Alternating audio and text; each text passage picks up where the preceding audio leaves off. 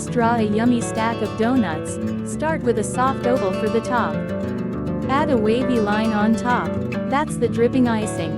Draw 2 thin parallel lines below the icing for the donut's thickness. Now a bigger oval for the middle donut, slightly overlapping the first. Repeat the wavy icing and those 2 inner lines for texture. Add the bottom, largest oval and a chunky icing edge.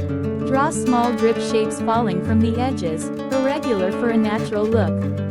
Add thin horizontal stripes inside each layer to show the filling. Line over with a darker pen and clean up any sketch marks.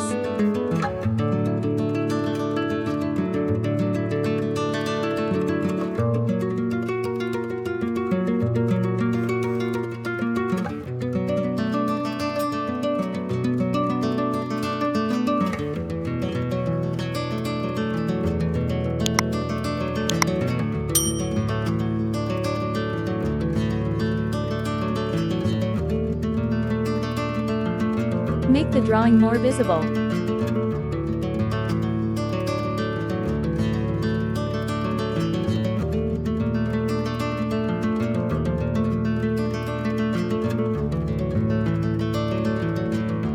Yellow color.